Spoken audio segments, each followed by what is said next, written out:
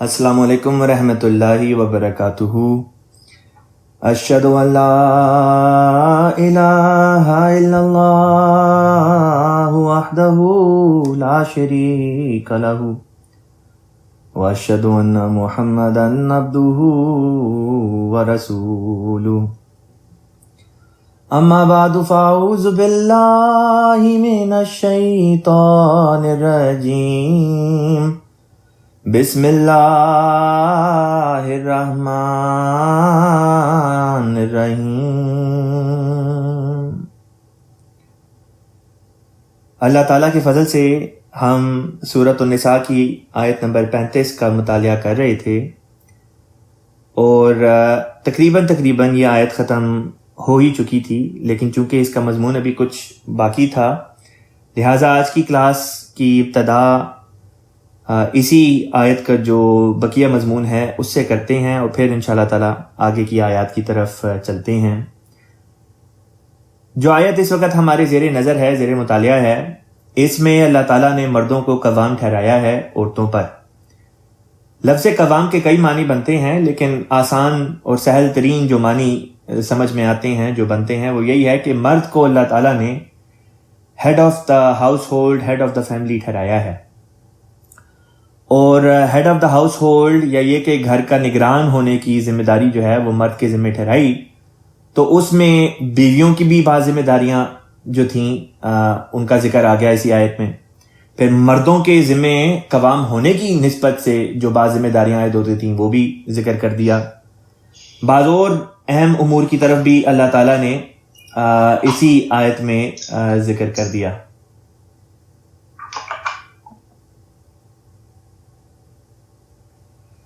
میں بات یہ بیان کر رہا تھا کہ اس آیت میں پھر اللہ تعالیٰ نے جو نیک بیویاں ہوتی ہیں ان کی جو صفات ہیں ان کا ذکر کیا، جو یہاں سے شروع ہوتا ہے کہ فالصالحات قانتات حافظات للغیب بما حفظ اللہ۔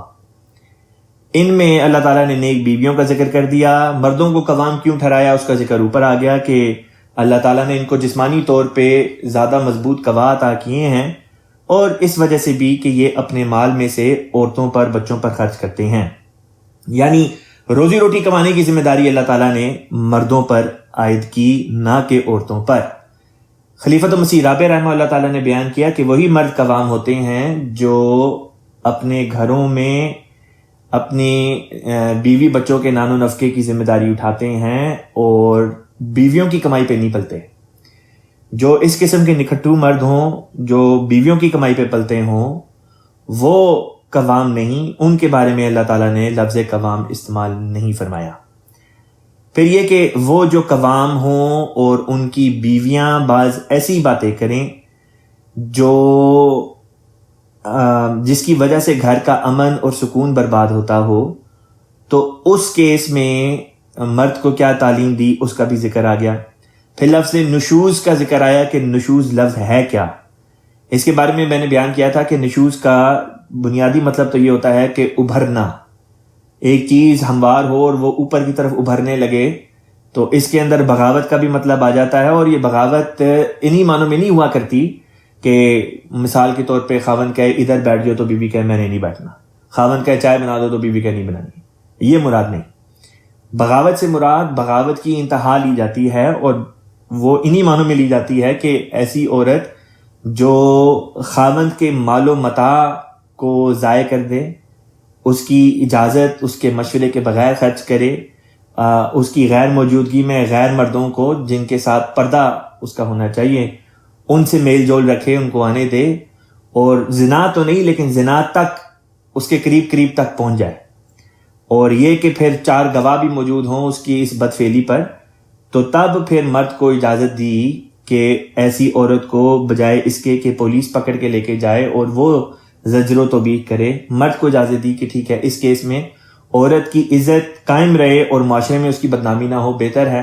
کہ اس کا خاوند ہی کسی حد تک زجر و توبیخ کر دے۔ لیکن یہ زجر و توبیخ بھی جو تھی اس کے بارے میں بھی بات آ گئی کہ رسول پاک صلی اللہ علیہ وسلم نے فرمایا کہ دیکھو عورتیں اللہ کی غلام ہیں، تمہاری غلام نہیں، اس لیے ان کو نہ مارو، سوائے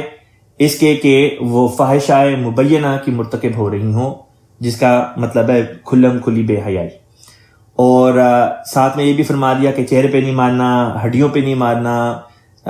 اس طرح سے نہیں کرنا کہ جسم پہ کوئی نشان بھی پڑے. پھر سوال یہ پیدا ہوتا تھا کہ یہ کس قسم کی مار ہے کہ جس سے جسم پہ نشان بھی نہیں پڑتا. تو مراد یہ تھی کہ یہ صرف ایک فزیکل جسمانی جسچر کے طور پر ہے کہ جس سے دوسرے شخص کو یہ اندازہ ہو جائے کہ اس نے کوئی بد فعل کیا ہے. مثلا بعض دفعہ، میں ایک مثال دینے کے لیے سمجھا رہا ہوں، بعض دفعہ بعض لوگ ہوتے ہیں کہ جب بچہ کوئی غلط کام کرتا ہے تو اس کو سمجھانے کے لیے اس کے ہاتھ کے اوپر ہلکا سا ہاتھ مار دیتے ہیں اور اس کو کہتے ہیں دیکھو تم نے غلط کام کیا ہے. اب اس بچے کو سمجھانے کے لیے اتنی بات ہی کافی ہوتی ہے کہ ماں باپ نے اپنے غصے کا اظہار اس طرح سے کیا.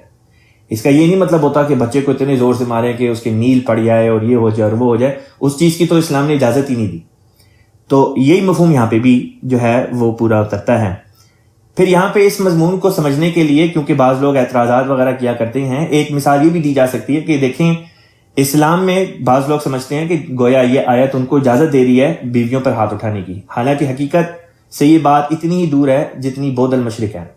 جتنی ایسٹ اور ویسٹ، مشرق اور مغرب میں فاصلہ ہے، اس سے زیادہ فاصلہ ان دو باتوں میں ہے. کہ کوئی یہ کہے کہ اسلام میں، قرآن میں یہ آیت اس بات کی اجازت دیتی ہے کہ مرد عورتوں پر ہاتھ اٹھائیں، حالانکہ یہ آیت مردوں کو عورتوں پر ہاتھ اٹھانے کی اجازت نہیں دیتی، ان کے ہاتھ کو روکتی ہے. وہ معاشرہ جہاں پہ چھوٹی چھوٹی بات پہ عورتوں کو مارا جاتا تھا اور عورتوں کو آبجیکٹس، چیزوں کی طرح سمجھا جاتا تھا، اس معاشرے میں جب رسول پاک صلی اللہ علیہ وسلم خدا تعالیٰ کی طرف سے بطور رحمت للعالمین بنا کر بھیجے گئے، آپ نے وہ معاشرہ قائم کیا جس نے عورتوں کی عزت کو قائم کیا جو اس سے پہلے پامال کی جاتی تھی. اور مرد جو بے راہ روی کے بھی شکار تھے اور اندھا دھند عورتوں پر ظلم اور جبر روا رکھا کرتے تھے، ان کے جبر کے ہاتھ کو روک دیا اور یہ بندشیں لگا دیں. اور ان بندشوں کی موجودگی میں شاید ہی کوئی ایسا کیس، بہت کم ایسے کیسز ہوتے ہوں گے جہاں پہ یہ بات آ جائے کہ مرد کے اوپر واجب ہو جائے، مرد کے اوپر یہ بات ہو جائے کہ وہ عورت کو جسمانی طور پر زجر و توبیخ کر سکے. بہت کم ایسے شاذ و نادر کے طور پر ہی کیسز ہوتے ہیں. لیکن اکثر و بیشتر سے مراد، میں سمجھتا ہوں اگر میں یہ کہوں کہ 99.99% کہا جائے کہ اس قسم کے کیسز نہیں ہوتے، بلکہ گھروں میں جو ناچاکیاں بھی ہوتی ہیں وہ اس حد تک پہنچ ہی نہیں پاتی کہ جہاں پہ یہ وَضْرِبُوهُنَّ ہونا والا مضمون پورا اتر سکے. تو یہ بات غلط نہیں ہوگی. ایک دوست ہیں، وہ اس مضمون کو سمجھانے کے لیے اس قسم کی مثال دیتے ہیں. وہ کہتے ہیں کہ دیکھو، جس طرح اسلام میں سور کا کھانا حرام ہے، اسی طرح اسلام میں عورت کو مارنا بھی حرام ہے. لیکن جس طرح اسلام میں زندگی بچانے کے لیے اس وقت ان حالات میں سور کھانا جائز ہو جاتا ہے کہ صرف اس حد تک انسان اس میں سے حصہ لے لے، اس میں سے کھا لے کہ بس بچ جائے، یہ نہیں کہ پیٹ بھر کر کھانا شروع کر دے. ٹھیک اسی طرح اگر انسان اپنی شادی بچانا چاہے، اپنا گھر بار بچانا چاہے، اپنا خاندان، اپنی فیملی بچانا چاہے، تو اس کیس میں جب اس انتہا تک بات پہنچ جائے تو اس کو اجازت دی. اور وہ اجازت بھی کس حد تک اس کی لمیٹیشنز تھیں، اس کا ذکر میں پہلے کر چکا ہوں. بس بعض لوگ اس طرح کی یہ مثال دے کے بھی اس مضمون کو سمجھانے کی کوشش کرتے ہیں. حضرت خلیفۃ المسیح رابع رحمہ اللہ تعالیٰ نے اس آیت کے اوپر جو بعض اور باتیں بیان کی، آج میں ان کا ذکر کرنا چاہتا ہوں. خلیفۃ المسیح رابع رحمہ اللہ تعالیٰ نے ذکر کیا کہ دیکھو، اسلام ہمیں یہ تعلیم دیتا ہے کہ جب 3 لوگ کہیں جائیں تو ان کو چاہیے کہ آپس میں ایک کو وہ اپنا امیر مقرر کر لیں، کیونکہ اگر کسی گروپ کا، کسی جتھے کا کوئی امیر نہیں تو وہ کسی خاص سمت میں جا نہیں سکتے، وہ ہمیشہ الگ الگ سمت میں چلیں گے. ٹھیک اسی طریقے سے اللہ تعالیٰ نے گھر کا بھی ایک امیر مقرر کر دیا، اور گھر کا امیر جو ہے وہ قوام ہوگا، یعنی کہ head of the family, head of the household, جس کو خاوند کہتے ہیں. اور وجہ یہ تھی کہ ایک تو یہ کہ جسمانی طور پر زیادہ قوی ہے، اور دوسری وجہ جو بڑی تھی وہ یہ کہ وہ اپنے پیسوں سے خرچ کرتا ہے. لہٰذا گھر کے جو اہم اہم امور ہوتے ہیں، فیصلہ جات وغیرہ ہوتے ہیں، اس میں اللہ تعالیٰ نے مرد کو یہ اس کا رائٹ رکھ دیا کہ جو فیصلہ جات ہیں وہ کرے.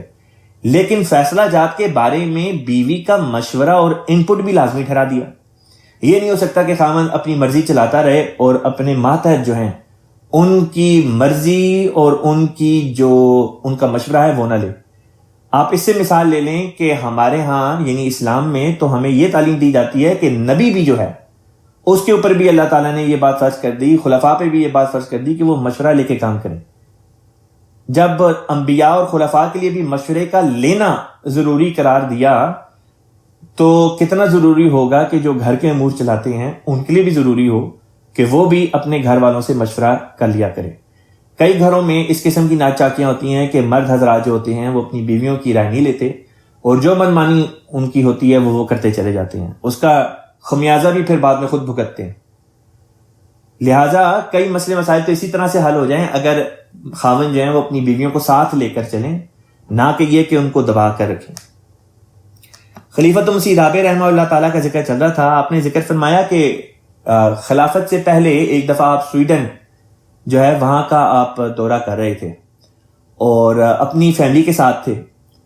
اور ایک خاتون تھیں جن کے ساتھ آپ کی خط و کتابت ہوا کرتی تھی اور اسکالر تھیں، اور ان کے ساتھ حضور کی جو بھی خط و کتابت تھی یہ خلافت سے پہلے کی بات ہے غالباً۔ حضور فرماتے ہیں کہ ایک دفعہ جب میں اپنی فیملی کے ساتھ سویڈن میں تھا، اچانک ایک طوفان آ گیا، ہم کہیں پہ اپنے کیمپ وغیرہ بھی نہیں تھے لگا سکتے، کہیں پہ رکنے کا انتظام بھی نہیں تھا، کوئی ہوٹل وغیرہ بھی نظر میں نہیں تھا۔ تو حضور فرماتے میں نے اپنی اہلیہ سے کہا کہ میری نوٹ بک میں دیکھیں اس طرح سے ایک ایڈریس ہوگا فلاں خاتون کا، ان کا نمبر وغیرہ ہوگا، ان کا ذرا نمبر ڈھونڈ کے دیں۔ جب نمبر ڈھونڈا تو وہ مل گیا۔ اس عورت کو جب فون کیا تو اس عورت نے کہا کہ آپ اپنی فیملی کے ساتھ میری طرف آ جائیں، میں آپ لوگوں کی مہمان نوازی کرتی ہوں، آپ لوگ یہ رات یہیں پہ ٹھہریں، اگلے دن بے شک چلے جائیے گا۔ تو حضور اپنی فیملی کو لے کے، چونکہ حضور فرماتے ہیں مجھے علاقے کی شناسائی ہو چکی تھی، میں ڈرائیو کر کے سیدھا ان کے گھر چلا گیا۔ حضور فرماتے ہیں کہ انہوں نے ہماری بڑی مہمان نوازی کی، ہم لوگ سو گئے۔ صبح جب میں نماز کے لیے اٹھا نیچے آیا تو وہ عورت بھی جاگ گئی، یہ سوچ کے کہ شاید ان کا دل کر رہا ہو چائے وغیرہ کا تو میں چائے وغیرہ دوں۔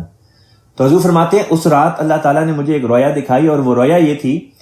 کہ حضور فرماتے ہیں کہ حضور نے دیکھا کہ ایک پہاڑ ہے جس کے اوپر سویڈن کی بعض مشہور جو شخصیات، فیمیل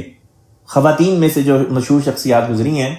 جنہوں نے عورتوں کے حقوق کے بارے میں بڑا کام کیا ہے، ان کے بڑے بڑے مجسمے جو ہیں وہ لگے ہوئے ہیں، پہاڑ پہ نصب ہیں۔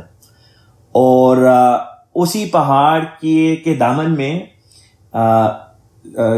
جو ہے مردوں کا ایک گویا سمندر معلوم ہوتا ہے، اتنے ڈھیر سارے مرد ہیں۔ اور اسی رویا میں حضرت خلیفۃ مسیح رابع رحمہ اللہ تعالیٰ کو بتایا جاتا ہے کہ اب ان مردوں کو ان عورتوں سے کون بچائے گا۔ حضور نے صبح جب اٹھے نماز کے لیے اور اس خاتون سے جو حضور کی میزبان تھی ان سے جب ملاقات ہوئی تو حضور نے اس بات کا ذکر کیا کہ میں نے یہ رویا دیکھی ہے۔ حضور فرماتے ہیں کہ جب میں اسے رویا بیان کر رہا تھا تو بڑی مشکل سے وہ اپنے آنسو جو ہے وہ کنٹرول کرتی تھی اور ضبط رکھتی تھی اپنے آنسوؤں پر، اور بالآخر وہ رو پڑی اور اس نے ذکر کیا کہ جو آپ نے دیکھا ہے، جو خدا نے آپ کو دکھایا، بالکل عین یہی بات ہے کہ اس ملک میں یعنی سویڈن میں جتنے عورتوں کے حقوق کو لے کر جو مہمیں چلائی گئیں اور ان کے نتیجے میں جو پھر نتائج سامنے آئے، ٹھیک اس بات کی عکاسی خلیفۃ مسیح رابع رحمہ اللہ تعالیٰ کی اس رویا نے کر دی۔ وہ عورت کہتی ہے کہ ہمارے ملک میں اس قسم کی مہمیں چلائی گئیں جن کو سامنے سے تو یہی بتایا جاتا تھا کہ یہ عورتوں کے حقوق کے لیے کھڑی ہو رہی ہیں، لیکن پس پردہ حقیقت یہ تھی کہ وہ عورتوں کے حقوق کم اور مردوں کی عیش و عشرت کے لیے زیادہ۔ نیز اسی طریقے پر بعض عورتوں کو اس قسم کے ان کے ذہنوں میں خیالات پیدا کیے جن کو فیمنسٹ موومنٹ کہتے ہیں، جس کے نتیجے میں گھروں کے فیملیز کے سکون برباد ہو گیا۔ مثلا یہ کہ ایک عورت کا اور اس کے خاوند کا کسی بات پر تو میں ہو گئی، وربل جھگڑا ہو گیا، زبانی کلامی، اور اس عورت نے خاوند کو کہا کہ چلو نکلو یہاں سے، تم بھاگو یہاں سے، گھر بھی میرا، جائیداد بھی میری، اور یہ اپنا بوریا بستر پکڑو اور نکل جاؤ یہاں سے۔ اور پھر ساری زندگی اکیلے جو ہے وہ گزار دی اور تڑپتے ہوئے بے چینی کی حالت میں۔ تو یہی وجہ ہے کہ جب گھر کا کوئی امیر مقرر نہ ہو اور امیر کی ذمہ داری گھر میں جو جسے کہتے ہیں ہم head of the household, اس کی جو فرضیت تھی، جو ذمہ داری تھی، وہ اللہ تعالیٰ نے مرد کے حوالے کی۔ جب سوسائٹی خدا کے بتائے ہوئے رولز کو بدل دے، لازمی طور پہ ایسے ایسے عملوں کا، ایسے کاموں کا نتیجہ بھی پھر اس کے بالکل برعکس نکلا کرتا ہے جو خدا کا منشا تھا. خدا کا منشا تو یہی تھا کہ اگر مرد کو قوام بنایا تو مرد گھر میں نیکی کی تلقین کرے گا، نیک باتوں کی تلقین کرے گا، بیوی کو اپنے شانہ بشانہ لے کے چلے گا. لیکن جب یہ رول ریورس ہو گئے اور اس قسم کے معاشرے میں اس قسم کی فیمنسٹ موومنٹس نے جب عورتوں کے حقوق کے نام پر اس قسم کی مہمیں چلائیں، اس کا نتیجہ اس کے بالکل برعکس نکلنے لگا. گھروں میں سکون قائم ہونے کے بجائے گھر، خاندان، فیملیز برباد ہونے لگے. اور اس قسم کے نظارے ہمیں آئے گئے دن دکھائی دیتے ہیں. بعض واقعات ایسے ہیں، جب میں کینیڈا میں تھا تو میرے ایک کلاس فیلو کے کزن کے ساتھ اس قسم کے واقعات جو ہیں میں ان سے واقف ہوں کہ اس کے ساتھ اس قسم کی باتیں ہوئیں کہ اس کا بیوی سے کسی بات پہ اگر جھگڑا ہوا تو بیوی نے پولیس کو کال کر دیا اور اس طرح پر گھر بھی لے لیا، یہ بھی کر لیا، وہ بھی کر لیا. لیکن پھر یہ کہ ایسی بچیوں کے گھروں میں پھر سکون قائم نہیں ہوتا. وہ چیزیں تو لے لیتی ہیں جو دنیاوی تسکین کا ان کے لیے شاید باعث ہو، لیکن حقیقی تسکین جو اللہ تعالیٰ نے مذہب کے ساتھ وابستہ کی اور اپنے جوڑے کے ساتھ وابستہ کی، جو انسان کا جوڑا ہوتا ہے، اگر یہ چیزیں زندگی سے نکل جائیں تو زندگی کی جو اصل سکون، خوشی، طمانینت اور تسکین ہے وہ زندگی سے اڑ جاتی ہے، ختم ہو جاتی ہے. یہاں پہ ایک یہ سوال پیدا ہوتا تھا کہ اس آیت میں اللہ تعالیٰ نے یہ تو ذکر کر دیا کہ اگر عورت نشوز کرتی ہو، لیکن بعض ایسے کیسز ہوتے ہیں جہاں پہ مرد بھی نشوز کرتا ہے. تو کیا اللہ تعالیٰ نے مردوں کے لیے کوئی جواز، مردوں کے لیے تو چلیں اس آیت میں باتیں بتا دیں، ہدایت دے دی، عورتوں کے لیے کیا ہدایت ہے کہ اگر کسی عورت کا خامن نشوز کرتا ہو، کیا وہ بھی اسے واز کرے گی، پھر اس کو بستر میں چھوڑ دے گی، پھر اس پہ ہاتھ اٹھائے گی؟ اس کے لیے کیا طریق رکھا؟ عورتوں کے لیے نشوز کا لفظ، اب یہ ذہن میں رکھیں کہ یہ جو نشوز کا لفظ ہے یہ مرد اور عورت کے ضمن میں قرآن پاک میں 2 جگہ پہ آتا ہے اور دونوں مقامات اسی صورت میں ہیں. جب عورت کے ضمن میں نشوز آیا کہ عورت نشوز کرے تو یہ ذکر اسی آیت میں آ گیا جو کہ آیت نمبر 35 ہے.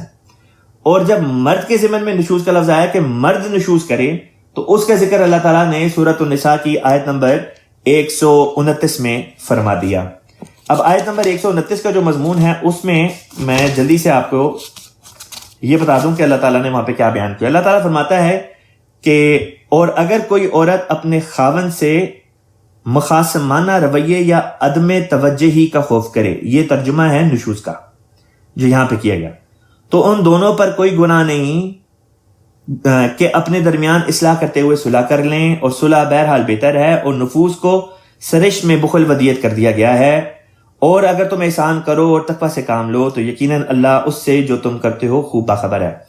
اب جو بھی مطلب نشوز کا آیت نمبر 35 میں عورتوں کے ضمن میں لیا جائے گا وہی مردوں کے ضمن میں آیت نمبر 129 میں بھی لیا جائے گا. جو بھی مطلب نشوز کا ایک جگہ لگائیں وہی مطلب آپ دوسری جگہ بھی لگا سکتے ہیں. اس طریق پر یہ بات کھل جاتی ہے کہ اگر ایک عورت بد نظری کرتی ہے، غیروں سے میل جول رکھتی ہے، تو اس کیس میں مرد کو کیا اجازت دی، وہ ذکر یہاں پہ آ گیا. اگر یہی کام مرد کرے، بد نظری کرے اور زنا تو نہیں کیا لیکن اس کی حد تک پہنچ جائے، تو عورت کے لیے کیا ذکر تھا؟ عورت کے لیے جو اللہ تعالیٰ نے نصیحت فرمائی وہ یہ تھی کہ وہ فوری طور پہ اپنے خاندان کے کسی مرد کو بیچ میں انوالو کرے جو اس کا والی ہو، جو اس کا ولی ہو، اور ولی ہو یا کوئی اور ہو، جو آ کے اس کے بہاف پہ، یعنی کہ ایک تھرڈ پارٹی انوالو کرا دی جائے اور وہ آ کے بیچ میں پھر اصلاح کی کوشش کرے. جس طرح مرد والے کیس میں کہ جب عورت نشوز کر رہی ہو تو مرد کو یہ طریقے بتائے اس لیے کہ تا اصلاح ہو جائے، تا شادی باقی رہے. ٹھیک یہی طریق وہاں پہ بھی اختیار کیا، لیکن عورت کو اختیار دینے کے بجائے فرمایا کہ عورت کو چاہیے کہ اپنے ولی کو شامل کر لے تاکہ اس کے بہاف پہ پھر ولی ہے جو وہ کارروائی کرے. اور اس کا طریق یہی ہے کہ ولی جب بیچ میں آ جائے گا تو پھر وہ اپنی جو چاہے وہ اس کی بیٹی ہو، بہن ہو، جس حیثیت میں بھی وہ ہو، وہ پھر اس کے حقوق کی خاطر جو ہے وہ کھڑا ہو جائے گا. اور یہ طریق زیادہ قریب ہے اس بات کے کہ اس عورت کو انصاف ملے. اور عورت کے لیے طلاق کی پاسبلٹی کا ذکر اللہ تعالیٰ نے وہاں پہ کر دیا اس آیت میں. اس آیت میں فوری طور پہ طلاق کا ذکر بھی نہیں کیا مرد کے لیے. مرد کو یہی تلقین دی کہ تمہیں بہرحال سب سے پہلے یہی کوشش کرنی چاہیے کہ تم واز کرو، واز سے بھی بات نہیں بنتی تو پھر بستروں میں علیحدہ چھوڑ دو، خوابگاہوں میں علیحدہ چھوڑ دو، اس سے بھی بات نہیں بنتی، ایک عرصہ گزر جاتا ہے اور اصلاح بھی نہیں ہوتی، تب پھر اجازت دی جو ہے زجر و توبیخ کی۔ لیکن وہاں پہ اللہ تعالیٰ نے عورت کو جو تعلیم دی وہ یہ دی کہ اگر تمہارا خامند اس قسم کا رویہ تمہارے سے برتے، فوری طور پہ اپنے ولی کو بیچ میں انوالو کر لو، کسی نہ کسی مرد کو اپنے خاندان کے بیچ میں انوالو کر لو، تاکہ وہ پھر تمہارے بیاہ پہ آ کے بات چیت کرے۔ کیونکہ کئی دفعہ ایسا ہوتا ہے کہ اگر خامند اس قسم کے ہوں اور بیوی خامند کو اس طرف توجہ دلائے کہ دیکھو تم یہ غلط کر رہے ہو، تو عمومی طور پہ یہ جھگڑے مزید بڑا کرتے ہیں اور خامند اور جبر کی طرف جو ہے وہ راغب ہو جاتا ہے، اور زیادہ عورت پہ زیادتیاں اور ظلم جو ہے وہ کرتا ہے۔ اس لیے عورت کو ظلم اور زیادتی سے بچانے کے لیے فرمایا کہ عورت اپنے ولی کو بیچ میں لے کر آ جائے۔ یہ باتیں ہیں جن کو جب انسان ذہن میں رکھے تو اس آیت کے اوپر کسی قسم کا پھر کوئی اعتراض باقی نہیں رہتا۔ اب اس آیت کے آخری حصے کو لیتے ہیں، اللہ تعالیٰ بیان کرتا ہے فَإِنْ أَطَعْنَكُمْ فَإِنْ پس اگر أَطَعْنَكُمْ وہ اطاعت کر لیں تمہاری،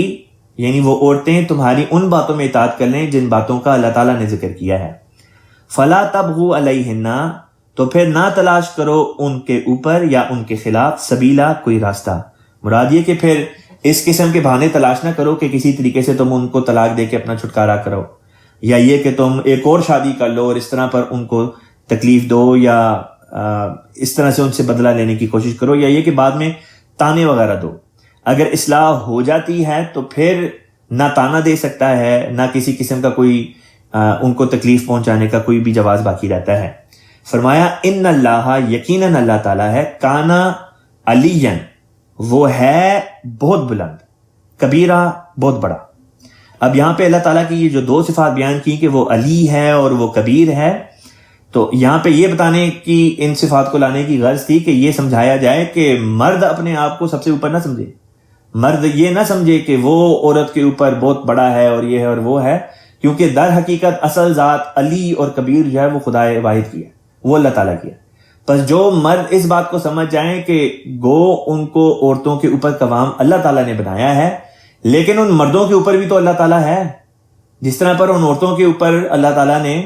مردوں کو ایک فوقیت دی۔ اللہ تعالیٰ فرماتا ہے تم یہ کیوں بھول جاتے ہو کہ تم سب کے اوپر میں خود موجود ہوں۔ بس جو ذہن میں یہ رکھیں کہ ہمارے اوپر اللہ تعالیٰ کی ذات موجود ہے اور وہ ہم سے پوچھ گچھ کرے گی، اور ہمارے اعمال، افعال، ہمارے اذکار اور ہماری باتوں کو، اقوال کو وہ قابل مواخذہ ٹھہرا سکتا ہے، ٹھہرائے گا۔ جب یہ باتیں انسان کے ذہن میں حاضر رہتی ہیں، پھر اکثر و بیشتر یہی ہوتا ہے کہ وہ اپنے ظلم کے ہاتھ کو کھینچ لیتا ہے اور وہ ظلم نہیں کرتا، کیونکہ اسے پتا ہوتا ہے کہ اگر ظلم کرے گا تو پکڑا جائے گا، خدا کی تقدیر کے نیچے آ جائے گا۔ رسول پاک صلی اللہ علیہ وسلم کی ایک حدیث مبارکہ ہے، آپ صلی اللہ علیہ وسلم نے فرمایا کلکم راعن وکلکم مسئول عن رعیتہ، کہ تم میں سے ہر ایک شخص اپنے اپنے زمرے میں، اپنے اپنے حلقے احباب میں رائن بنایا گیا۔ رائن کہتے ہیں چرواہے کو۔ فرمایا کلکم رائن وکلکم مسئول عن رعیتہ، اور تم سب سے سوال کیا جائے گا اس کی بابت جو تمہارے زیر نگیں ہیں، یعنی جو تمہارے نیچے آتے ہیں، جن کے تم سرپرست ہو، جن کی ذمہ داری تمہارے اوپر آئی ہے، تمہارے کندھوں پہ اللہ تعالیٰ نے ڈالی ہے، جس طرح مرد کے کندھوں پر بیوی بچوں کی ذمہ داری ہے، اسی طریقے سے خامند کی غیر موجودگی میں بیوی کے اوپر گھر چلانے کی ذمہ داری ہے اور بچوں کی ذمہ داری ہے۔ اسی طریقے سے معاشرے کو پھر آپ مزید وسیع سے وسیع تر کرتے اگر چلے جائیں تو آپ دیکھیں گے کہ پھر سیاست دانوں کا بھی اس میں ذکر آ گیا، عہدے داران کا بھی اس میں ذکر آ گیا، چاہے جماعتی ہوں یا غیر جماعتی ہوں۔ اسی طریق پر ہر جو زمرہ ہوتا ہے، کمپنیاں ہوتی ہیں، ان سب کا بھی اسی بارے میں ذکر آ گیا کہ دیکھو انصاف سے اور پیار و محبت سے چیزیں چلانی ہیں، کیونکہ اللہ تعالیٰ پوچھے گا، جو زیادتی کرے گا پکڑا جائے گا۔ اب آگے چلتے ہیں، اس مضمون کو بیان کر دینے کے بعد اللہ تعالیٰ فرماتا ہے وَإِنْ خِفْتُمْ، اور اگر تمہیں خوف ہو، یہاں پہ تم سے مراد خاوند بیوی نہیں، بلکہ یہاں پہ تم سے مراد معاشرہ یا نظام جماعت کہہ لیں، وہ لیا جائے گا۔ وَإِنْ خِفْتُمْ شِقَاقَ بَيْنِهِمَا، وَإِنْ خِفْتُمْ، اور اگر تمہیں خوف ہو، شقاق کہتے ہیں اختلاف، بَيْنِهِمَا ان دونوں کے درمیان، یعنی اگر تمہیں خوف ہو کہ یہ ہسبینڈ وائف، میاں بیوی جو ہیں، ان میں دوبارہ اختلاف ہو جائے گا یا ان کا اختلاف بڑھتا چلا جائے گا، فَبْعَثُوا، پس کیا کرو، فَبْعَثُوا، پس معین کر دو، حکمن، کوئی حکم، من اہلہ، اس مرد کے گھر والوں میں سے، اس مرد کے خاندان میں سے کسی ایک صاحب الرائے مرد کو بطور حکم کے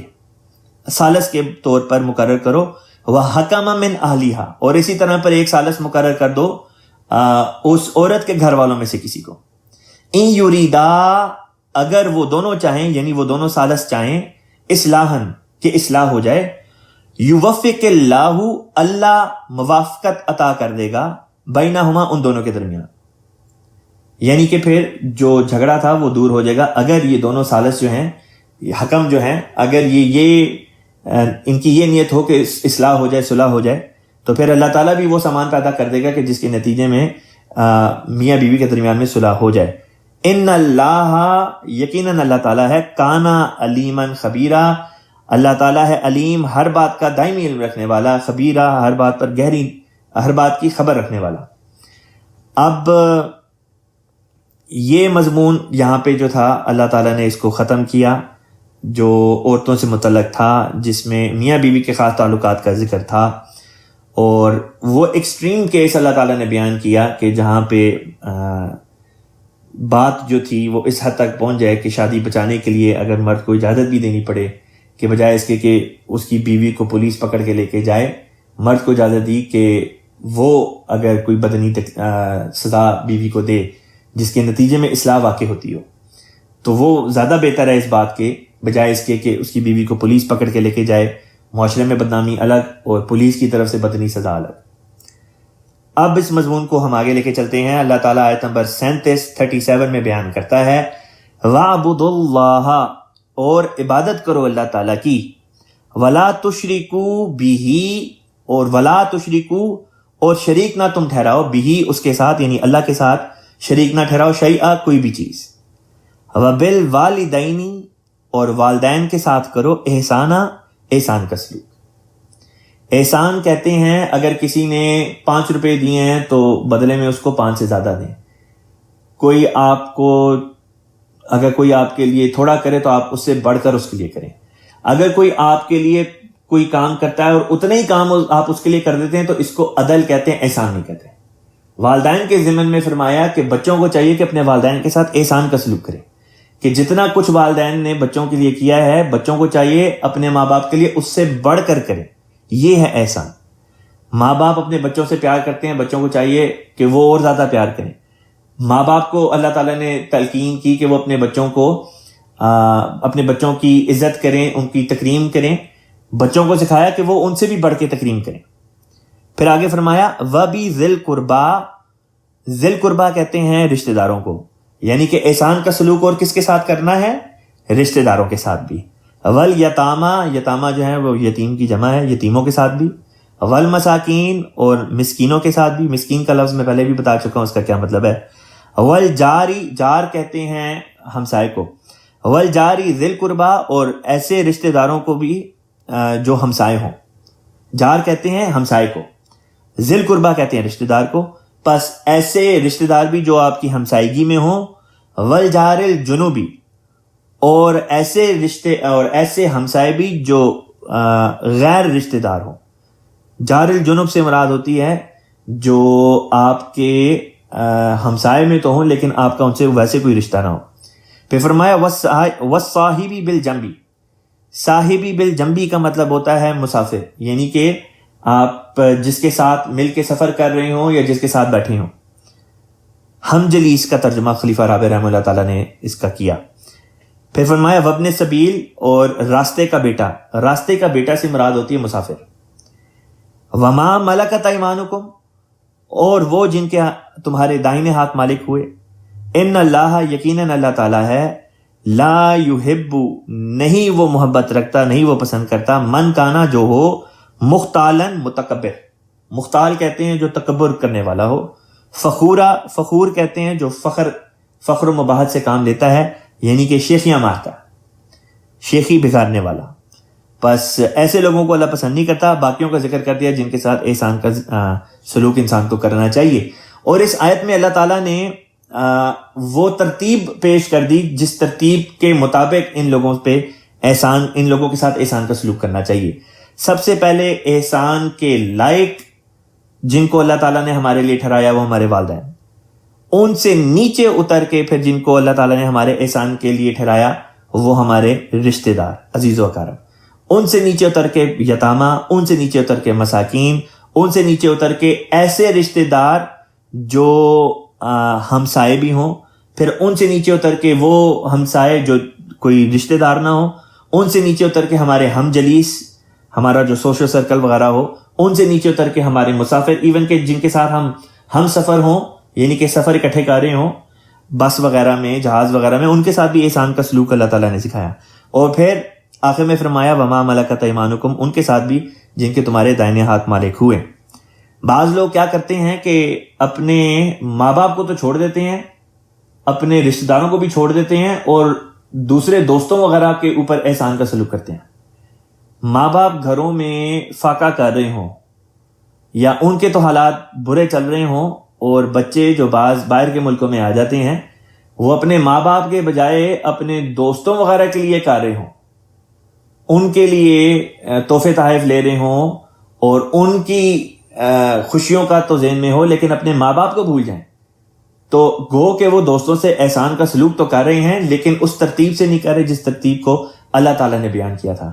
پس جب اللہ تعالیٰ کی بیان کردہ ترتیب کو ملوز خاطر نہیں رکھیں گے تو نیکیاں بدی میں بدل جائیں گی۔ اس لیے یہ بڑی ضروری بات ہے کہ جس کو خدا نے پہلے رکھا ہے ہم بھی اس کو پہلے رکھیں۔ آگے چلتے ہیں، اللہ تعالیٰ فرماتا ہے الذین، وہ لوگ یبخلون، جو بخل کرتے ہیں، وَيَأْمُرُونَ النَّاسَ، اور حکم دیتے ہیں لوگوں کو، بالبخل، بخل کرنے کا، کنجوسی کا، خود بھی کنجوسی کرتے ہیں اور لوگوں کو بھی کنجوسی کا حکم دیتے ہیں، وَيَكْتُمُونَ، اور وہ چھپاتے ہیں، ما آتاہم اللہ، ما جو آتاہم اللہ، اللہ نے ان کو عطا کیا، من فضلہ، اپنے فضل میں سے، وَآتَدْنَا، اور ہم نے بنا چھوڑا ہے، للکافرین، کافروں کے لیے، عذاباً مہینہ، عذاب یا سزا، مہینہ، رسوا کر دینے والا۔ حضرت خلیفۃ المسیح رابع رحمہ اللہ تعالیٰ نے ایک واقعہ کا ذکر کیا۔ حضور فرماتے ہیں کہ ایک دفعہ حضور کو ایک جگہ جانے کا موقع ملا، اور یہ بات خلافت کے بعد کی ہے، یعنی کہ جب حضور خلیفہ تھے، تو ایک جگہ دعوت کا آپ کو ایک جگہ آپ کی دعوت کی گئی، امیر جماعت جو جس ملک کے بھی تھے وہ آپ کو لے کے اس شخص کی طرف چلے گئے۔ وہ شخص غالباً عہدیدار بھی، اس کو کوئی عہدہ بھی ملا ہوا تھا، اور بہت ہی غیر معمولی طور پر اس نے دعوت طعام کا جو ہے وہ انتظام کیا ہوا تھا۔ حضور فرماتے ہیں کہ وہ اتنی غیر معمولی تھی کہ لگتا تھا کہ جیسے پتہ نہیں قسم کے دسترخوان کے اوپر اس بندے نے جو نعمتیں ہیں وہ چن کے رکھ دی ہیں۔ اب جب حضور کھانے لگے، دعوت شروع ہونے لگی، تو سیکٹری مال جو تھا اس نے حضور کے کان میں آ کے یہ بات بتائی کہ حضور یہ بندہ چندہ نہیں دیتا، اور حضور نے فوری طور پہ اپنا ہاتھ کھینچ لیا اور امیر صاحب کو مخاطب کر کے فرمایا کہ میں ہرگز یہ نہیں چاہتا کہ کسی کی دل آزاری ہو، لیکن بیک وقت میرا دل یہ بھی گوارا نہیں کرتا کہ میں ایسے شخص کے ہاں کھانا کھاؤں جو جھوٹ بولتا ہے۔ اب یہ جھوٹ بولتا ہے یا یہ کہ یہ ہمارے لیے یہ جو دعوت ہے وہ جائز نہیں۔ اور حضور نے پھر اس کی ریزن دی۔ حضور نے ریزن یہ دی کہ دیکھیں یہ بندہ کہتا ہے کہ یہ موسی ہے، اور جب اس کو کہا جاتا ہے کہ اچھا تمہاری جو بھی انکم ہے یا جو بھی تمہارا وہ بنتا ہے اس کے لحاظ سے تم اپنا چندہ دو، تو آگے سے کہتا ہے میری تو کوئی جائیداد نہیں، میری تو کوئی انکم ہی نہیں ہے، میری کوئی سورس آف انکم نہیں، لیکن کھانے اتنے ڈھیر سارے لگائے ہوئے تو یہ کہاں سے آ گئے؟ لازمی طور پہ پتہ چلا کہ یا تو یہ نظام سے جھوٹ بول رہا ہے جو کہ در حقیقت اللہ تعالیٰ سے جھوٹ بول رہا ہے، یا یہ کہ اس کو کہیں سے صدقہ ملا ہے،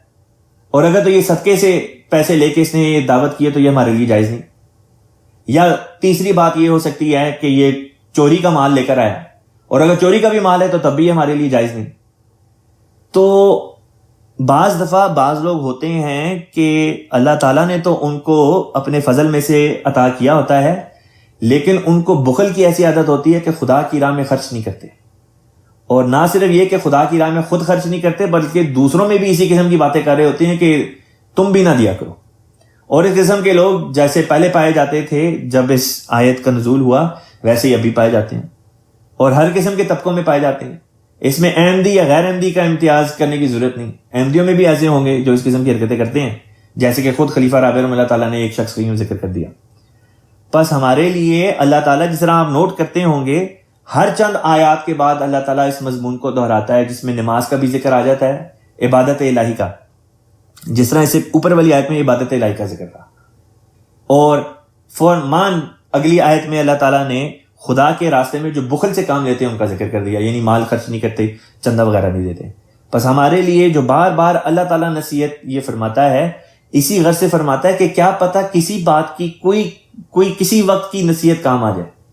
کوئی بات کان میں انسان کے ایسے پڑ جائے جس سے اس کی اصلاح کا جو ہے وہ سامان ہو جائے. اب مضمون کو لے کے آگے چلتے ہیں. فرمایا والذین، اور وہ لوگ ینفقون خرچ کرتے ہیں، اموالہم اپنے اموال کو، رعاء الناس لوگوں کو دکھانے کے لیے. اب یہاں پہ پچھلی آیت میں ذکر تھا ان کا جو بخل سے کام لیتے ہیں ان کے لیے اللہ تعالیٰ نے عذاب کا ذکر کیا. اب اس آیت میں ان لوگوں کا ذکر کر رہا ہے جو خرچ تو کرتے ہیں لیکن لوگوں کو دکھانے کے لیے، رعاء الناس کرتے ہوئے، دکھاوے کے طور پر خرچ کرتے ہیں.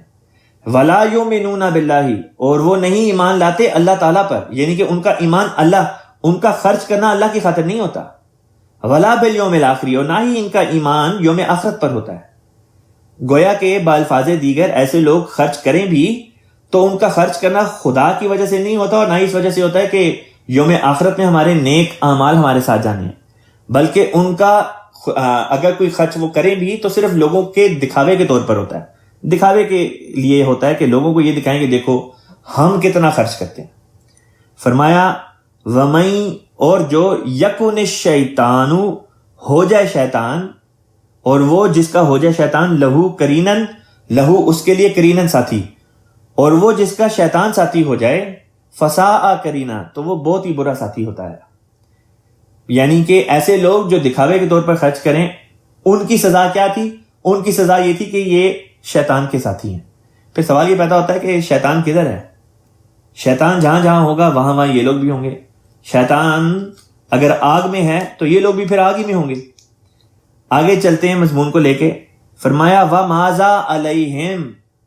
ماذا کیا ہے، وَمَاذَا اور کیا ہے، علیہم ان پر، مراد یہ کہ ان پر کیا پڑی ہے، ان کو کیا مشکل آ گئی ہے. لو آمنو، اگر وہ ایمان لے آتے، باللہ اللہ پر، والیوم الآخر اور یوم آخرت پر، وَأَنفَقُوا اور خرچ کرتے، مما اس میں سے جو رزقہم اللہ رزق عطا کیا اللہ تعالیٰ نے. اللہ فرماتا ہے ان کو کیا ہو گیا ہے کہ وہ ایمان لاتے اللہ پر، یوم آخرت پر، اور پھر خرچ کرتے اس میں سے جو خود اللہ تعالیٰ نے ان کو عطا کیا. اب ایسے لوگ جو اللہ کی ذات کے لیے خرچ نہیں کرتے، خدا کے دین کے اوپر خرچ نہیں کرتے، غرباء پر خرچ نہیں کرتے، چندے وغیرہ نہیں دیتے، زکوٰۃ ادا نہیں کرتے، اللہ تعالیٰ نے ان کا ذکر کیا کہ ان کو کیا ہو گیا. کیونکہ ایسے لوگ جو نہیں خرچ کرتے در حقیقت نہ ان کا اللہ پر ایمان ہے، نہ یوم آخرت پر ایمان ہے. اور وہ جو خرچ کرتے ہیں، اگر ان لوگوں کا سب سے پہلے اللہ پر ایمان اور پھر یوم آخرت پر ایمان نہیں ہے تو ان کا خرچ کرنا لوگوں کے دکھاوے کے لیے. تیسری قسم کے خرچ کرنے والے وہی ہیں جو پہلے اللہ پر ایمان لاتے ہیں، یوم آخرت پر ایمان لاتے ہیں، اور پھر خدا کی راہ میں خرچ کرتے ہیں. اور خرچ بھی جو کرتے ہیں اسی میں سے کرتے ہیں جو اللہ نے دیا. بالفاظ دیگر اللہ تعالیٰ فرما رہا ہے تمہارے پاس جو کچھ ہے میں نے تو تمہیں دیا ہے، اس میں سے اگر میں کچھ واپس مانگ لوں تو زیادتی تھوڑی ہے تم پر.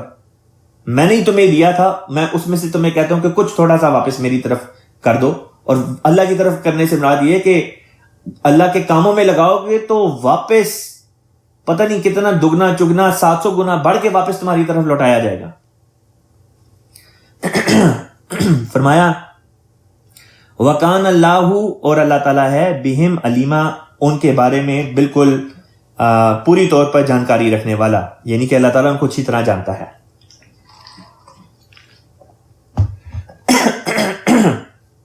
اب آیت نمبر 41 کی طرف چلتے ہیں. 41 اللہ تعالیٰ فرماتا ہے ان اللہ، یقیناً اللہ تعالیٰ ہے، لا یظلم، وہ نہیں ظلم کرتا، مسقال کہتے ہیں برابر، ذرۃ ذرہ، یعنی اللہ تعالیٰ ذرہ برابر بھی ظلم نہیں کرتا. وَإِن تَكُ حَسَنَةً، اور اگر کوئی نیکی کی بات ہو، وَإِن اور اگر تَكُ ہو حسنتاً نیکی، اور اگر کوئی نیکی کی بات ہو تو پھر کیا ہوگا؟ فرمایا یضاعفھا، وہ بڑھا دیتا ہے اسے، وَيُؤْتِي اور وہ دیتا ہے، مِن لَدُنْهُ اپنی جناب سے، اپنی طرف سے، اجرن عظیما بہت بڑا اجر۔ جو کوئی نیک کام کرتا ہے اس کو بدلے میں اللہ تعالیٰ بڑھا چڑھا کر اجر عظیم عطا کیا کرتا ہے۔ یہ وہی مضمون ہے جو پیچھے چل رہا تھا۔ فرمایا فَكَيْفَ پس کیا حال ہوگا، یا پس کیسے، اذا جئنا پس کیا حال ہوگا، اذا جب جئنا ہم لے کر آئیں گے، من کل امت ہر امت میں سے، ہر قوم میں سے، بھی شہیدن شہید کا مطلب ہوتا ہے گواہ، وجئنا اور ہم لائیں گے بکا تجھے، یعنی رسول پاک حضرت محمد مصطفیٰ صلی اللہ علیہ وسلم کو، علی ہؤلاء شہیدا اس حال میں کہ آپ ان سب گواہوں کے اوپر گواہ بنا کر لائے جائیں گے۔ یہ آیت ہمیں بتاتی ہے کہ ہر قوم کا نبی جو ہوتا ہے وہ ان کے اوپر بطور شہید کے ہوتا ہے، بطور گواہ کے ہوتا ہے، اور روز آخرت میں انبیاء کو اپنی اپنی قوموں کے اوپر بطور گواہ کے اللہ تعالیٰ لے کر آئے گا، اور ان تمام انبیاء کے اوپر رسول پاک صلی اللہ علیہ وسلم کو بطور گواہ کے اللہ تعالیٰ لے کر آئے گا۔ اس میں بھی رسول پاک صلی اللہ علیہ وسلم کی جو شان ہے خاتم النبیین ہونے کی، کہ تمام انبیاء سے افضل، اس بات کی طرف اللہ تعالیٰ نے ایک نئے پیرائے میں اللہ تعالیٰ نے اس کا ذکر کیا، ایک نئی اس شان کا ذکر کیا۔ اب آگے چلتے ہیں۔ اللہ تعالیٰ فرماتا ہے یومئذ، یومئذ کا مطلب ہوتا ہے وہ دن، یود الذین، یودو کا مطلب ہوتا ہے چاہنا، الذین وہ لوگ، کفروا جنہوں نے ظلم کیا، یعنی کہ اس دن وہ لوگ جنہوں نے ظلم کیا کیا چاہیں گے، وَأَسَوْا اسو کا مطلب ہوتا ہے نافرمانی کی، یعنی وہ لوگ جنہوں نے کفر کیا اور نافرمانی کی، کس کی؟ فرمایا الرسول، رسول کی، وہ خواہش کریں گے، لو تسوا، لو کاش، تسوا کہتے ہیں سوی کو، سوی کا مطلب ہوتا ہے برابر کر دینا، کہ کاش ہموار کر دی جاتی، برابر کر دی جاتی، بہم الارض ان کے اوپر زمین کو، کہ کاش زمین ان کے اوپر برابر کر دی جاتی، مراد یہ کہ وہ زمین میں دھنس جاتے۔ ولا یکتمون اللہ حدیثا، ولا یکتمون اور وہ نہیں چھپاتے، یا وہ یہ کہ چھپا نہیں سکتے، اللہ تعالیٰ سے، حدیثہ کوئی بھی بات، حدیث کا مطلب ہوتا ہے بات، تو یہاں پہ مراد ہے کہ وہ اللہ تعالیٰ سے کوئی بھی بات چھپا نہیں سکتے۔ یہاں پہ یہ رکوع ختم ہوتا ہے۔ اب اگلے رکوع کی پہلے میں تلاوت کر دیتا ہوں، پھر اس کے ترجمے کو شروع کرتے ہیں۔ اعوذ باللہ من الشیطان الرجیم، یا ایھا الذین آمنوا لا تقربوا الصلاة وانتم سکارى حتی تعلموا ما تقولون ولا جنبا الا عابری سبیل حتی تغتسلوا وَإِن كُنتُم مَّرْضَىٰ أَوْ عَلَىٰ سَفَرٍ أَوْ جَاءَ أَحَدٌ مِّنكُم مِّنَ الْغَائِطِ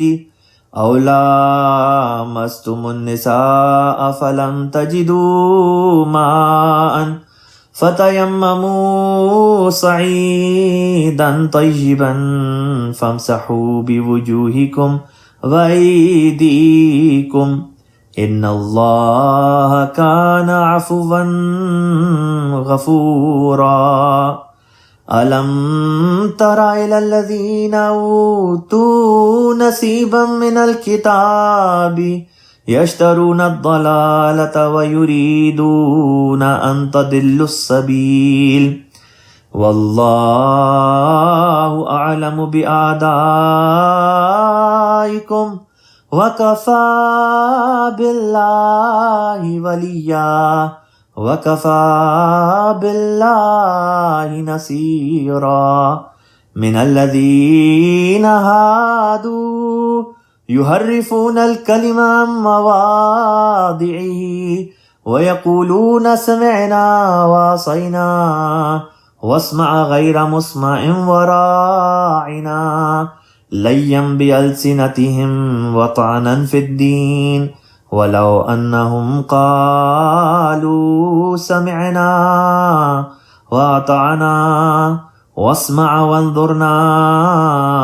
لكان خيرا لهم وأقوم ولكن لعنهم الله بكفرهم فلا يؤمنون إلا قليلا يا أيها الذين أوتوا الكتاب آمنوا بما نزلنا مصدقا لما معكم من قبل أن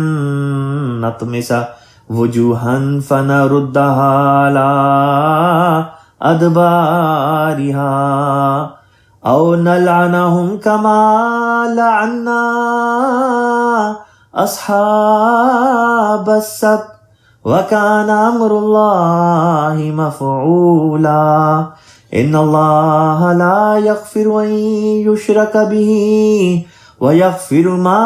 دون ذلك لمن يشاء ومن يشرك بالله فقد افترى اسما عظيما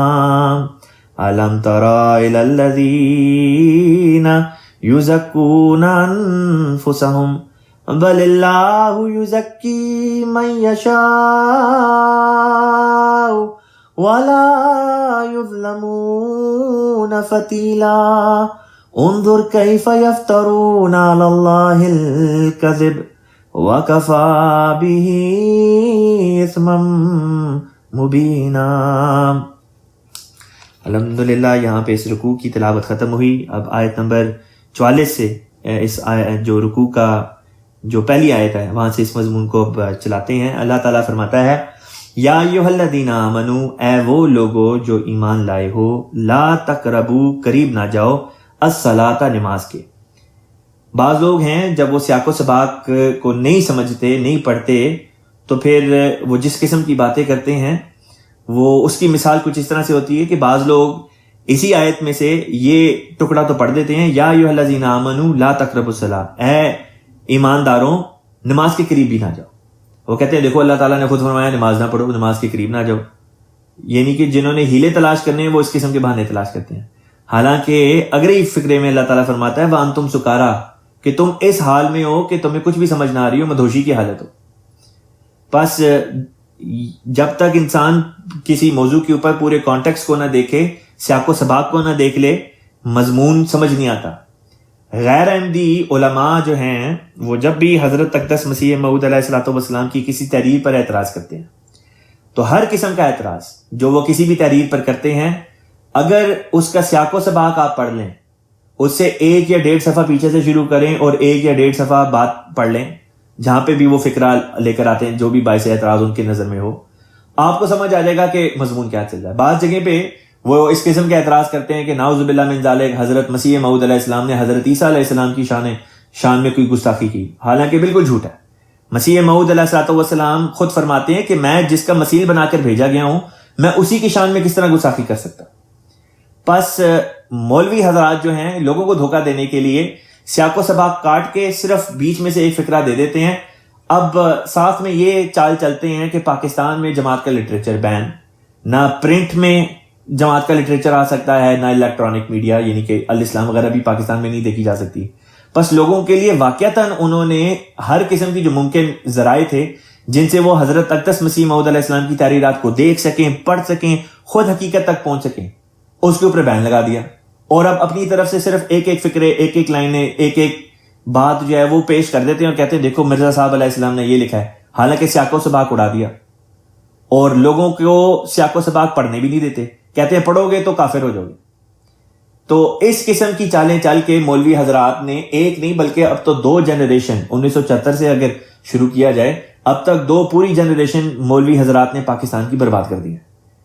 اور یہ ایسی جنریشن ہے جن کا ایک بھاری حصہ وہ ہے جو مذہبی منافرت اور اس قسم کے خیالات کے ساتھ پروان چاڑھا ہے جس میں ایکسٹریمزم کا مادہ پایا جاتا ہے۔ ابھی حال ہی میں ایک شخص کو پاکستان میں پشاور میں قتل کر دیا گیا، اور قتل کرنے والا ایک 18-19 سال کا بچہ ہے، اور یہ کہہ کے کہ مجھے خواب میں آ کے رسول پاک صلی اللہ علیہ وسلم نے کہا تھا کہ یہ جو ہے یہ گستاخ رسول ہے، اس کو جا کے قتل کر دو۔ عدالت کے کٹہرے میں جا کے اس نے اس بندے کو گولی مار کر مار دیا۔ اب جس قوم کی یہ حالت ہو جائے اس قوم کو یہ سمجھانا کہ دیکھو مسیح موعود علیہ الصلوۃ والسلام کی کتاب میں یہ بات جو لکھی ہے، جو بھی بات ہو اس کا سیاق و سباق یہ ہے، وہ اس تک پہنچ نہیں سکتے، وہ اس تک پہنچتے نہیں، نہ وہ پہنچنا چاہتے ہیں، کیونکہ اتنے زیادہ ان کے ذہنوں کو موضوع نے خراب کر دیا ہے۔ پس یہ ایک مثال تھی سمجھانے کے لیے کہ کانٹیکسٹ کا سمجھنا مضمون کو سمجھنے کے لیے کتنا ضروری ہے۔ فرمایا یا ایھا الذین آمنوا، اے لوگو جو ایمان لائے ہو، لا تقربوا الصلاۃ، نماز کے قریب نہ جاؤ، وانتم سکارا، اور تم ہو سکارا یعنی کہ مدہوشی کی حالت میں۔ مدہوشی کی حالت سے بعض لوگ مراد دیتے ہیں کہ نشے کی حالت میں ہو، بعض کہتے ہیں کہ جب یہ آیت نازل ہوئی اس وقت شراب وغیرہ کی ممانعت ابھی نہیں اتری تھی، وقت کے ساتھ ساتھ ہر قسم کے احکام اللہ تعالیٰ اتارا تھا، تو بعض کہتے ہیں کہ جب یہ آیت نازل ہوئی اس وقت شراب کی ممانعت نہیں تھی ہوئی، اور خود حضرت اقدس مسیح موعود علیہ الصلوۃ والسلام نے ایک جگہ پہ تحریر فرمایا کہ مثلاً آپ لکھتے ہیں کہ ابتدا میں بعض صحابہ نے شراب پی ہوئی تھی اور نماز پڑھ لیتے تھے، لیکن حضرت صلی اللہ علیہ وسلم نے کسی کو منع نہیں کیا جب تک آیت کریمہ لا تقربوا الصلاۃ وانتم سکارا نہ نازل ہوئی۔ اس سے پتہ چلتا ہے کہ جب نازل ہو گئی یہ آیت تو صحابہ جو ہیں وہ مدہوشی کی حالت میں پھر نماز کے لیے نہیں تھے آتے، پھر میک شور کرتے تھے کہ وہ نماز پڑھتے ہیں تو اس کیفیت میں نہ ہو۔ پھر کچھ عرصے بعد اللہ تعالیٰ نے آیت نازل کی جس میں شراب کی ممانعت ہوگی، اور شراب کی ممانعت جب اللہ تعالیٰ نے فرمائی تو جو پی بھی رہے تھے انہوں نے مٹکے شراب کے توڑ دیے اسی وقت، اور کوئی بہانہ ہیلے تلاش نہیں کیے۔ فرمایا پہلے اطاعت کرو پھر جا کے دیکھو کہ کیا بات ہے، کیا ماجرا ہے۔ اب لفظ سکارا کا مطلب صرف یہ نہیں کہ جو نشے میں ہو، سکارا سے مراد یہ ہوتی ہے ایسی کیفیت کہ انسان کو یہ علم نہ ہو کہ وہ کیا رہا ہے، انسان اپنے خیالات کے اوپر قابو نہ پا سکتا ہو۔ اور یہ دو اور قسم کی حالتیں ہیں جس میں انسان کا ذہن اس طرح ہو جاتا ہے، ایک نیند کی حالت میں، کیونکہ نیند کی حالت میں انسان کا نہ انسان کو سمجھ آ رہی ہوتی کہ وہ کیا بول رہا ہے، اور نہ ہی انسان کو اپنے خیالات پر قابو ہوتا ہے اس وقت نیند کے غلبے کی وجہ سے۔ اور اسی طرح حضور فرماتے ہیں خلیفۃ مسیح رابع رحمہ اللہ تعالیٰ کہ بخار کی شدت میں بھی یہ کیفیت ہوتی ہے کہ انسان کے اوپر اس قسم کی حالت طاری ہو جاتی ہے کہ وہ اپنے خیالات کو اپنے قابو میں نہیں رکھ سکتا۔ لہٰذا اللہ تعالیٰ فرماتا ہے کہ جب یہ کیفیت ہو تو تب نماز کے پاس نہیں جانا۔ فرمایا حتیٰ تعلموا، یہاں تک کہ تعلموا تمہیں علم ہو، ما تقولون کیا کہہ رہے ہو تم، یعنی کہ جب تک تمہیں اس بات کا علم نہ ہو جائے، جب تک تمہارے خیالات تمہارے قابو میں نہ آ جائیں، یعنی کہ تم پر یہ کیفیت جب تک چلی نہیں جاتی، نیند کی جو کیفیت ہوتی ہے، تب تک نماز کے قریب نہ جاؤ، کیونکہ ورنہ نیند کی حالت میں نماز پڑھنا اسی طرح ہے گویا نماز کے ساتھ مذاق کرنا۔ فرمایا ولا جنوبن، اور نہ ہی ایسی حالت میں نماز کے قریب جاؤ کہ تم جنبی ہو۔ جنبی اس حالت کو کہتے ہیں جب جو ازدواجی تعلقات کے نتیجے میں قائم ہوتی ہے۔ پھر فرمایا الا عابری سبیلین، سوائے اس کے کہ تم عابری سبیل ہو۔ عابری سبیل کا مطلب ہوتا ہے سفر میں، یعنی کہ اگر تو تم مسافر ہو، اور مسافر ہونے کی حالت میں اگر تم جنبی ہو جاتے ہو تو خیر ہے، ورنہ یہ کہ جب حالت جنبی ہو تو اس کے لیے اللہ تعالیٰ نے ایک شرط رکھ دی صفائی کی، حتیٰ تغتسلوا، یہاں تک کہ تم غسل کر لو، غسل کر کے پھر آگے نماز کے پاس جاؤ۔ وَإِن كُنتُم مَرْضَىٰ، اور اگر تم ہو مردہ مریض، او علی سفر، یا سفر پہ، او جاء احد منکم، او جاء یا آئے احد منکم، تم میں سے کوئی، من الغائطی، من الغائطی کا مطلب ہوتا ہے واش روم میں سے، یا یہ کہ تم میں سے کوئی طبی حوائج جو ہوتی ہیں کال آف نیچر، اس سے فارغ ہو کر آئے۔ او لامستم النساء، یا لامستم تم نے چھوا ہو النساء بیویوں کو، یعنی کہ ازدواجی تعلقات قائم کیے ہوں، فلم تجدوا پھر نہ پاؤ ماء پانی۔ یہ چار باتیں بیان کر دی کہ مریض ہو، یا سفر پہ ہو، یا واش روم سے ہو کے آؤ۔ واش روم سے ہو کے آنے سے مراد یہ کہ واش روم یوز کر کے آؤ، طبی ہوائی سے فارغ ہو کے آؤ، یا یہ کہ عورتوں سے تعلقات قائم کیے ہوں، بیویوں سے تعلقات قائم کیے ہوں، اور پانی بھی نہ میسر ہو، تب کیا کرو، فتیمموا، پھر تیمم کر لو، سعیدن مٹی سے، طیبہ پاک، سعیدن کہتے ہیں خشک مٹی کو۔ پھر تیمم کا طریق بھی بتا دیا، فرمایا فمسحوا، پس مسح کرو، بوجوہکم، اپنے منہوں پر، وایدیکم، اور ہاتھوں پر۔ اب یہ ترتیب بھی بتا دی کہ مسح کس طرح کرتے ہیں۔ میں یہاں پہ یہ بھی بتاتا چلوں کہ مسح کرنے کا صحیح طریق جو اللہ تعالیٰ نے سکھایا وہ یہ ہے کہ کسی بھی خشک مٹی والی سطح پر 2 دفعہ اپنا ہاتھ لگائیں، اس کے بعد وہی ہاتھ اپنے چہرے پہ پھیر لیں، جس طرح اس آیت میں بتایا کہ پہلے وجوہ رکھا، پہلے چہرے پہ ہاتھ پھیر لیں، اس کے بعد اپنے دونوں ہاتھوں کے اوپر ایک دوسرے ہاتھ کو پھیر لیں. یہ ہے طریق تیمم کا صحیح جو اللہ تعالیٰ نے خود یہاں پہ ہمیں سکھا دیا. فرمایا ان اللہ، یقیناً اللہ تعالیٰ ہے، کان عفواً، عفو سے کام لینے والا، غفورا، بہت بخشنے والا. یہاں پہ ایک اور جو نکتہ اس آیت سے سمجھ آتا ہے وہ یہ بھی ہے کہ اگر انسان مریض ہو یا سفر پہ ہو تو پانی موجود ہونے کے باوجود بھی لازمی نہیں کہ وہ پانی سے وضو کرے. اس کے لیے اس بات کی اجازت ہے کہ بے شک تب بھی وہ مسح ہی کر لے. اس کی وجہ یہ کہ جو مریض ہوتا ہے، بعض دفعہ مریض بیماری کی حالت میں اٹھ کے جا بھی نہیں سکتا پانی تک، گو پانی موجود ہوتا ہے، یا بعض ایسی بیماریاں ہوتی ہیں جن سے پانی کے استعمال سے بیماری بڑھ سکتی ہے. ٹھیک اسی طرح ایک شخص جو سفر میں ہے، سفر میں اکثر و بیشتر یہی ہوتا ہے کہ پانی تو شاید میسر آ جائے، لیکن وہ پانی اتنا قلیل ہوتا ہے کہ یا تو وہ پی سکتا ہے یا وہ وضو کر سکتا ہے. تو ایسی حالت میں بھی یہ لازمی نہیں ٹھہرایا کہ اگر پانی موجود ہو تو مسافر جو ہے وہ پھر بھی وضو پراپر کرے. بس مریض اور مسافر کے لیے یہ شرط نہیں لگائی کہ اگر پانی موجود ہو تو لازمی وہ وضو کرے، مسح کر سکتا ہے. لیکن اگلی 2 جو باتیں تھیں ان کے لیے یہ لگا دیا کہ وہ بہرحال جو ہے وہ وضو کر لے. ایک یہ کہ وہ واش روم یوز کر کے آئے. اب سوائے اس کے کہ وہ مسافر ہونے کی حالت میں کہیں پہ واش روم وغیرہ یوز کرتا ہے تو آبویسلی پانی کی قلت ہوگی. لیکن اگر وہ گھر پہ ہی موجود ہے اور واش روم وغیرہ یوز کر کے آتا ہے تو اس کے لیے بہرحال وضو کی شرط لازمی ہے. اور اسی طرح پر وہ جو ازدواجی تعلقات قائم کریں ان کے لیے بھی، سوائے اس کے کہ وہ سفر میں ہو. آگے چلتے ہیں. اگلی آیت میں اللہ تعالیٰ فرماتا ہے الم ترا، کیا نہیں دیکھا تو نے، الی الذین، ان کی طرف، اوتو، دیا گیا، نصیباً، ایک حصہ، من الکتابی، کتاب میں سے. ان کیا تو نے ایسے لوگوں پر غور نہیں کیا جنہیں کتاب میں سے ایک حصہ دیا گیا تھا. یشترون الضلالۃ، یشترون، وہ خرید لیتے ہیں، الضلالۃ، گمراہی کو، ویریدون، اور وہ یہ چاہتے ہیں، ان تضلوا السبیل، کہ تم بھی سیدھے راستے سے ہٹ جاؤ. خود تو گمراہی خریدتے ہیں ہی، لیکن ساتھ میں یہ بھی خواہش رکھتے ہیں کہ تم بھی گمراہ ہو جاؤ، تم بھی سیدھے راستے سے ہٹ جاؤ. فرمایا واللہ عالم، اور اللہ تعالی عالم، سب سے زیادہ جانتا ہے، بیاعدائکم، تمہارے دشمنوں کو،